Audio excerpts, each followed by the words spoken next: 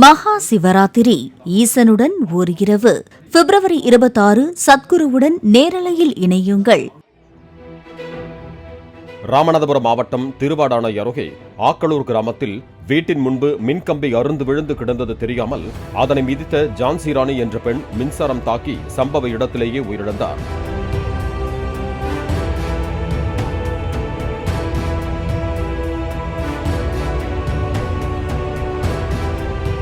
மின்கம்பிகள் சேதமடைந்து தாழ்வாக தொங்கிக் கொண்டிருந்தது குறித்து மின்வாரிய அதிகாரிகளிடம் பலமுறை புகார் அளித்தும் நடவடிக்கை எடுக்காததால் அசம்பாவிதம் நேர்ந்துள்ளதால் உரிய நடவடிக்கை எடுக்க வேண்டும் என்பது அப்பகுதி மக்களின் கோரிக்கையாக உள்ளது.